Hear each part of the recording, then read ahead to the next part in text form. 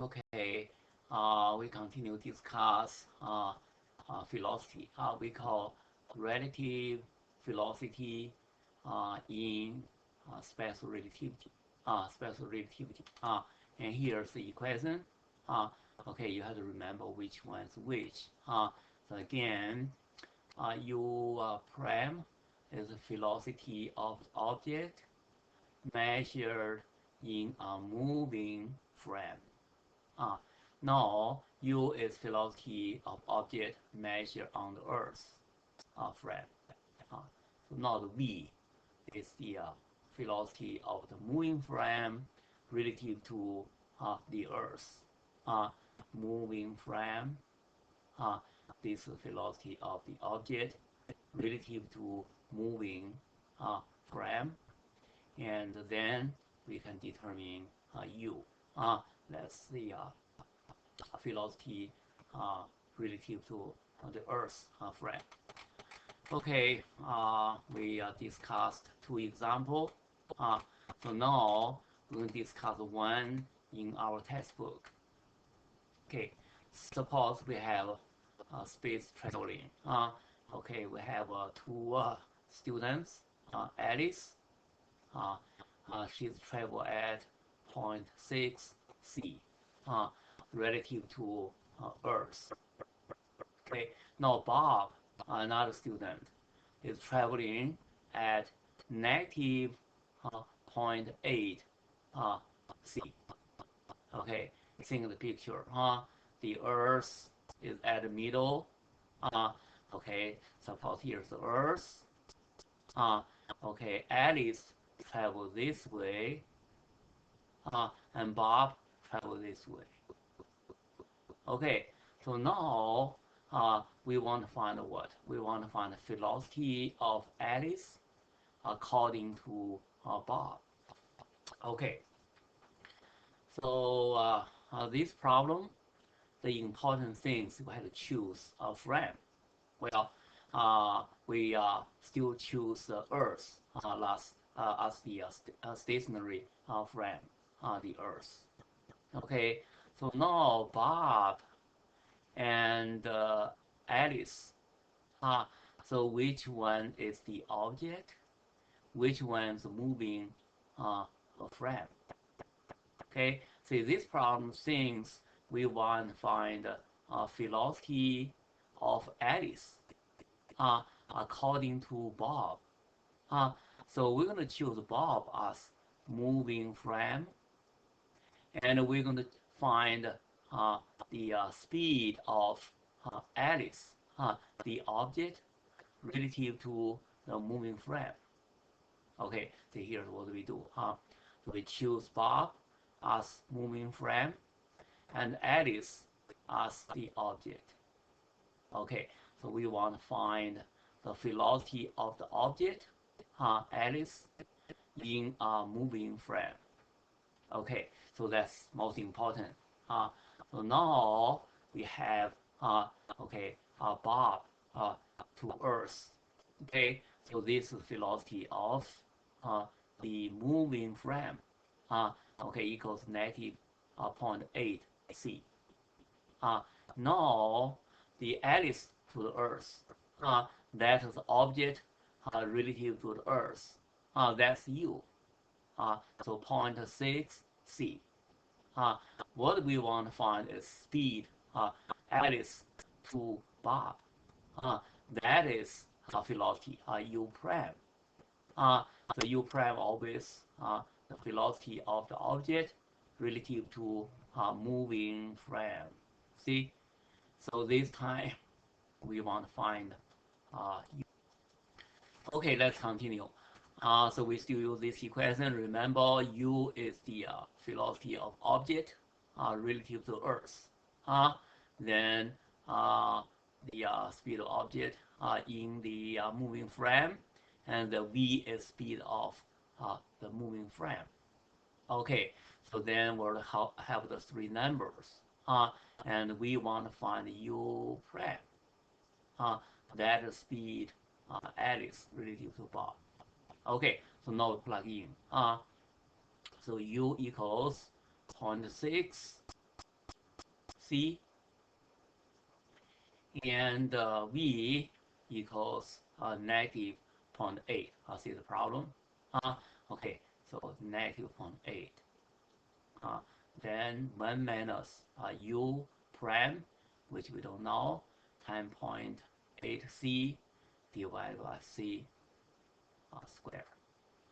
Okay, so that's most important. You have to plug in the number at the right spot.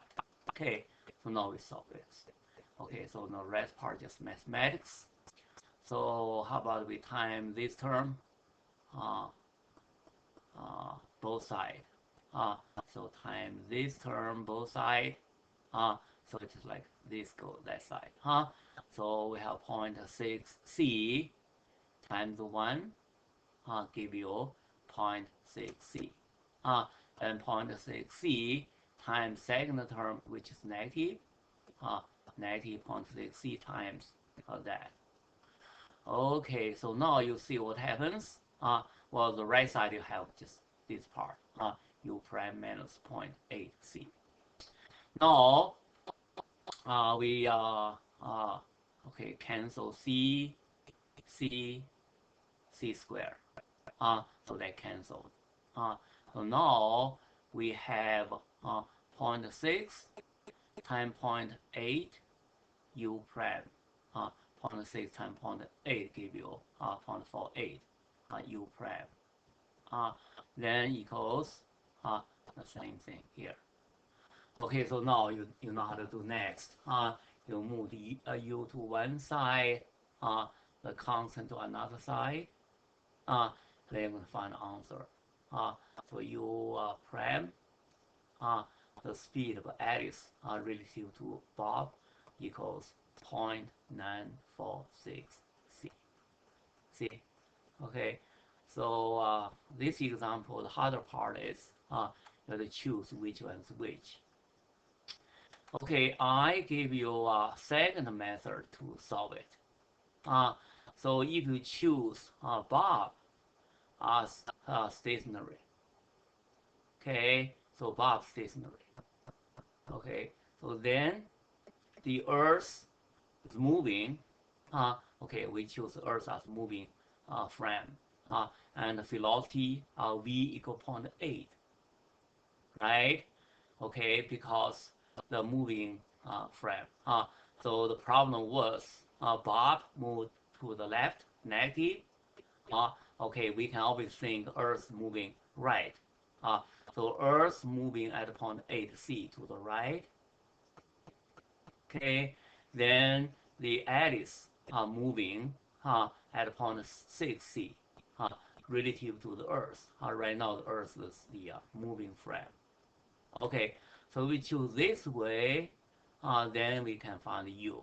So now it's more straightforward. So now the u equals u prime. That's the speed of Alice relative to Earth, plus the speed of the Earth, then divided by this term. So now this time it's easy to solve. So you just put the number back in the formulas. Okay, so that's be 0.6 plus 0.8. Okay, these two speed. Then 1 plus 0.6 c times 0.8 c. C times c give you c squared, cancel with this. Okay, so then 0.6 times 0.8, 0.48. Okay, then you're going to have the same answer either way. Well, I think most people choose do the first method. Okay. So next section we're going to study linear momentum. Now the linear momentum under special relativity, we are not going to prove this equation. But okay, the reason because the conservation of linear momentum we studied in physics 1, chapter 6. Before, after a collision or explosion, the linear momentum must be keep a constant. Okay, so for that, under special relativity, the linear momentum must be rewritten as this. Okay, so linear momentum in physics 1 equals mv. That's it. So now equals mv divided by square root. Okay, we will see this term many times. 1 minus v squared over c squared. The v is the speed of the moving object, moving frame. Okay, so this one, we just need the answer, we just need this result. Okay, so I will not ask you solve problem in test. I will not ask you. So now the last one. So far we studied time dilation, length contraction. We studied velocity under special relativity, and then linear momentum under special relativity. The very last one, we're going to study the energy. This is a very important conclusion. Okay, so we're going to use this when we study nuclear energy. Nuclear energy. Okay, in theory of special relativity, the total energy of the object, which travel at moving at speed of v, is given by this equation here. Okay, this equation. This is called the total energy under special relativity. We are not going to prove this. Okay, we are not going to prove this one. So the total energy equals mc squared, speed of light squared, then divided by square root. Okay, now let's see. So that is the total energy of the object m when it is travel at v speed of v, and we assume it's very high speed, say 1%, I'm sorry, 10% of speed of light. Okay, so now for low speed, you know, when v is much smaller than c, much slower than speed of light. So this term is going to be equals, become smaller, finally almost equals 0. Okay, then we're going to have square root of 1, give you 1. Okay, so now what if speed equals 0? Something stationary, like a book on the table or a car stopped there. So now we still have energy. Because when speed equals 0, this term equals 0, and then you only have 1 under square root, we give you 1 again. So that energy we call the rest energy when speed equals 0. Okay, so the rest energy equals what? Equals mc. See from here? When speed equals 0, so E equals mc. That's the rest energy. So this is very famous Einstein theory for rest energy. This equation tells us energy and mass are related. Mass can be converted to energy, and also energy can be converted to mass. And this is the key of nuclear physics. The fusion energy and fission energy. So we're going to study this in chapter 28 and 29. Okay, so this is a very important conclusion. When speed equals 0 and there's still energy, and this energy is huge energy. Okay, because mass times speed of light and squared. Okay, so now the difference between these two, the total energy subtract the rest energy, equals moving energy. We call kinetic energy. The kinetic energy is energy of the motion. Okay, and we can prove it doesn't equal 1/2 mv squared anymore at high speed. Okay, so now, so the total energy subtract the rest energy give you kinetic energy. Okay, so kinetic energy equals mc squared divided by square root, then minus mc squared. So that's total energy subtract rest energy. Okay, so that's enough for us. We're going to need those results later. But we're going to give you an example, see how we can calculate the rest energy, the total energy, and the kinetic energy. So we're going to use some very straightforward example. Okay, suppose we want to calculate the rest energy of 1 gram object. Okay, 1 gram object. 1 gram equals 0.001 kilogram.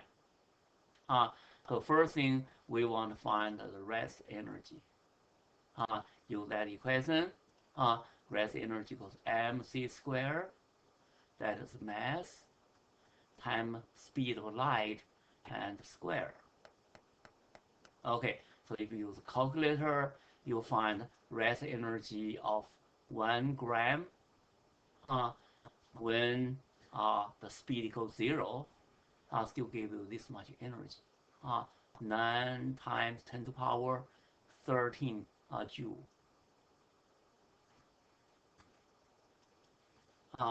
When we study nuclear physics, we can prove this a lot of energy. So that's 1 gram. If I have 1 kilogram, will be 1,000 times more. Then the energy going to be 9 times 10 to the power 16. That energy, okay, for like state of Arkansas can use 4 months, just 1 kilogram something. Okay, so now the second example, we're going to calculate the total energy and the kinetic energy of 1 gram object when it is moving at 0.9 c, 90% of speed of light. Okay, so this is when speed equals 0, mc squared. We just find it. So next, we want to find the total energy. We use the equation. Okay, so total energy equals mc squared divided by square root 1 minus v squared over c squared. The top mc squared we'll find from first example is 9 times 10 to the power 13.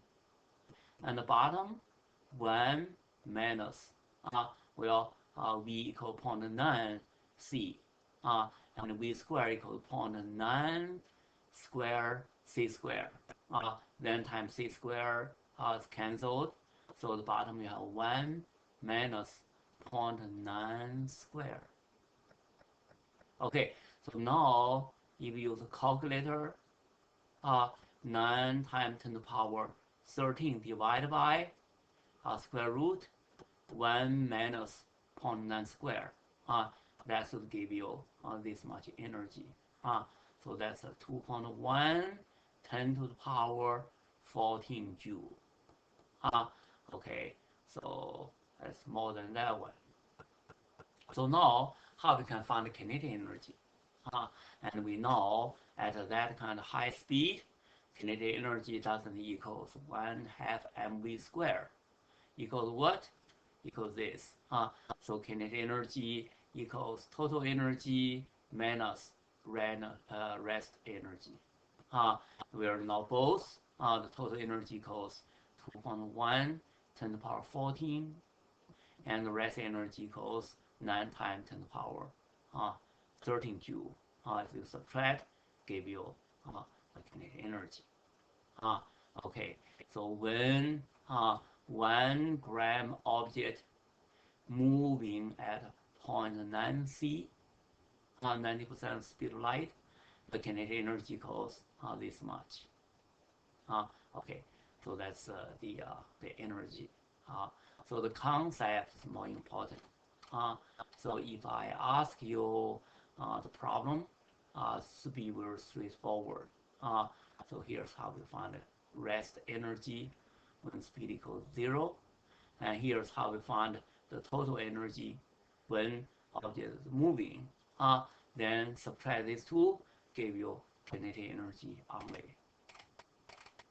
Okay, the very last thing we want to mention the unit. This unit we're going to study again. We call atomic energy unit. When we study atomic physics and nuclear physics. So we call EV, electron volt, equals 1.6 10 to power negative 19 joule.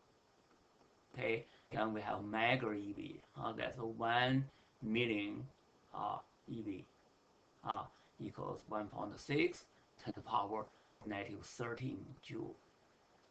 So these two important units we're going to use later. Okay, so that's end of chapter 26. Thank you.